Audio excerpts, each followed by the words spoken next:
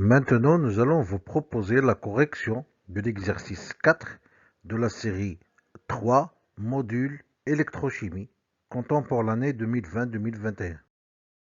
Dans une solution contenant des protons H+, ok, tel que le pH est égal à 1, et nous avons une lame de fer avec la présence des protons au dision Fe2+, qui est égal à 1 AM. Ok, voilà. Donc nous avons,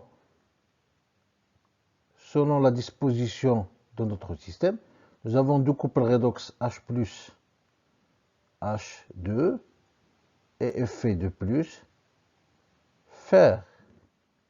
Ok, et donc nous allons déterminer les différentes valeurs de leur potentiel thermodynamique, à savoir E thermodynamique 1. Donc 1, ce couple-là, on va lui attribuer l'indice 1. Et ce couple-là, H plus H2, on va lui attribuer l'indice 2. Voilà. Donc on sait que E0 de fer de plus fer est égal à moins 0,44 volts par rapport à l'électrode, bien entendu, normale d'hydrogène. Et vous allez trouver cette valeur au niveau de l'exercice 1 de la même série. Ok. Et pour le potentiel thermodynamique de H plus H2, ça donne moins 0,06 volts par rapport à l'électrode normale d'hydrogène. Et par la suite, on trouve que E thermodynamique 2, il est supérieur à E thermodynamique 1. Et alors, j'ai la disposition suivante. J'ai H plus H2 avec fer de plus fer. Ça, c'est la loi de gamma. Et donc, l'action de H plus sur le fer donne Fe de plus H2. Bien sûr, on suppose que nous sommes dans une solution acide et par la suite, l'oxygène dissous, il est très très faible, voire inexistant dans la solution. Et donc, la réaction totale, c'est quoi? C'est 2H++ fer solide donne Fe2++ H2 qui est gaz et qu'il va se dégager. Et cette réaction, on a pu calculer sa valeur de sa constante que nous avons trouvée, qui est de l'ordre de, je pense, 10 à la puissance, à peu près 10 à la puissance 15. Et donc, c'est une réaction qui est pratiquement totale dans le sens de l'oxydation du fer et production de l'hydrogène. Dans notre système, nous avons supposé des réactions, il est de l'ordre 1. Et donc, on peut appliquer facilement la loi de Butler-Volmer. Donc, la loi du Butler-Volmer, puisque nous avons un système mixte, et donc nous avons un EM, un système mixte, ça veut dire nous avons deux valeurs du potentiel thermodynamique. Nous avons E thermodynamique 1 et E thermodynamique 2. Et nous avons imposé au couple 1, le fer, de se positionner à cette valeur-là. Et par la suite, nous avons imposé un potentiel qui est supérieur à E thermodynamique 1. Et par la suite, le fer serait ou aura une réaction ou subira une réaction d'oxydation fer de plus. Et le E thermodynamique 2, on lui a imposé d'être ou de se positionner à EM et à un potentiel qui lui est inférieur. Et par la suite, le proton va se réduire H plus en H2. Et par la suite, notre système, il aura bien sûr deux branches. Une branche anodique qui correspond du fer et une branche cathodique qui correspondra à la réduction du proton H+. Et donc chaque système va contribuer par sa branche. Pour le fer, il va contribuer par sa branche anodique, puisqu'il va s'oxyder. Et pour l'hydrogène, pour le proton H+, il va contribuer par sa branche cathodique, et bien entendu, puisqu'il va se réduire. Et donc le I total, qui est le courant total, il serait composé de deux branches. La branche anodique, où il y a l'oxydation. Donc j'ai I01 qui est le courant d'échange relatif au couple fer de plus. Alpha 1, c'est le coefficient d'échange toujours du même couple. N1, c'est le nombre d'électrons échangés dans la réaction d'oxydation du fer. Et puis état 1 qui est la surtension qui n'est autre que EM moins E thermodynamique 1. Ça c'est état 1, c'est la surtension 1. Et puis dans la branche cathodique, lorsque le courant serait négatif, donc j'aurai la contribution du couple H plus H2 avec I02, toujours l'indice 2 il est relatif au couple H plus H2, bêta 2, N2 c'est le nombre d'électrons échangés, et puis état 2 qui n'est autre que état 2 est égal EM moins E thermodynamique 2. Et alors, à cette valeur-là, à EM, j'ai le courant total qui est égal à 0, et puis, et par la suite, j'aurai la contribution anodique est égale à la contribution cathodique du point de vue courant.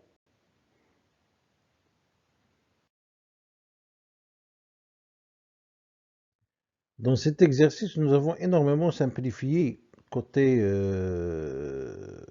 paramètres des différentes couples Oxred, puisque nous avons donné I01 est égal à I02, alpha 1 est égal à bêta 1 est égal à alpha 2 est égal à bêta 2 est égal à 0,5.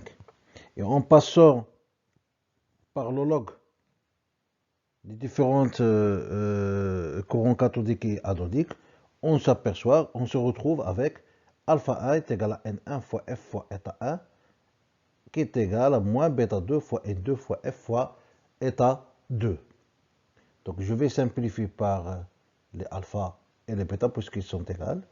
Le F aussi, il va disparaître. Et je vais me retrouver avec N1 fois EM moins E thermodynamique 1, qui est la surtension dans le cas du couple fer de plus, est égal à moins N2 fois EF fois E thermodynamique 2. EM moins E thermodynamique 2, c'est la surtension relative au couple H plus H2. Avec un jeu de calcul, je me retrouve avec une expression du potentiel mixte EM est égal à N2 fois E thermodynamique 2 plus N1 fois E thermodynamique 1 sur N1 plus N2. Et on se retrouve avec un EM qui s'approche beaucoup plus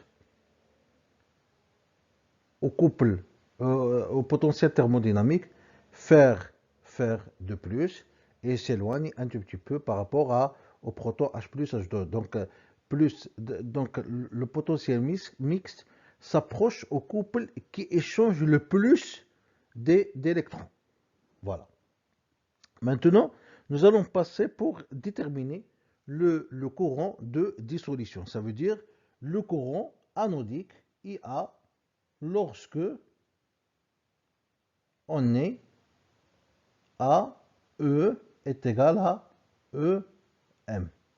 Et donc, je peux calculer alors ce courant anodique en écrivant IA est égal à I01 exponentielle alpha 1 fois N1 fois F sur RT facteur de EM moins E thermodynamique 1. J'ai le tout, j'ai la valeur de I01, je connais alpha 1, je connais le nombre d'électrons échangés dans la réaction d'oxydation du fer qui est égal à 2, le F c'est 96 500, R c'est 8,31, T c'est 298 puisque la réaction se fait à température ambiante, EM je l'ai déterminé qui est égal à moins 0,313, E thermodynamique 1 je le connais c'est moins 0,4 et il suffit donc de donner à chaque paramètre sa valeur et on se retrouve avec un I anodique qui est égal à 0,14 ampères centimètre carré et vous voyez que ce courant il est positif et donc on est bien dans le cas d'une réaction d'oxydation. Maintenant on se propose de déterminer l'épaisseur perdu de cette lame de fer introduite dans cette solution acide, ok, par heure. Donc combien je perds en épaisseur par heure. Je vais noter cette épaisseur par la lettre usuelle L. Et donc ce que je sais, c'est que le Faraday par définition, c'est quoi? C'est la quantité de charge dégagée pour une mole d'électrons. Voilà. Et donc pour n mol d'électrons, je vais avoir un Q qui est égal à I fois T. I, c'est le courant en ampères. Ça, T, c'est le temps en secondes. Et donc, on se retrouve avec cette expression-là. F fois N électrons fois I est égal à I fois T. Selon la réaction d'oxydation du fer, fer de plus qui donne fer, fer de plus 2 électrons. Et donc, N, 2 fois N du fer, elle est égale à N d'électrons. Donc, le nombre de moles d'électrons est égal à 2 fois le nombre de moles de fer. Et donc, je vais changer, ou je vais remplacer le N électrons par 2 fois le nombre de moles de fer. Bien. Donc, I fois T est égal à 2F fois M fois sur la masse molaire. Et donc, je peux changer cette masse par ρ. Donc, ρ, la masse volumique, est égale à la masse sur le volume. Et donc, je vais remplacer ce M par ρ fois V. Le V, c'est quoi? C'est S fois L. Donc, supposons que j'ai une lame de fer et je perds ce volume-là à quoi est égal? Ça, c'est le L que je vais déterminer et ça, c'est la surface exposée à la solution. Donc, continuons. Donc, une fois, je vais remplacer la masse par ρ fois V et je vais donner au volume son expression qui est égale à S, fois L. Donc, L, c'est l'épaisseur épuisée ou la usée ou la rongée par la solution. Et S, c'est la surface exposée de la lame de fer. Et donc, je vais arranger ces termes de telle sorte que je vais faire apparaître le L qui est l'épaisseur. Et donc, L est égal à la masse molaire du fer sur 2F fois la masse volumique du fer, fois I sur S. Et ça, c'est une densité de courant. Densité de courant. Que nous l'avons calculé auparavant, IA est égal à 0,14 ampères par centimètre carré. Et le temps, c'est le temps que je vais laisser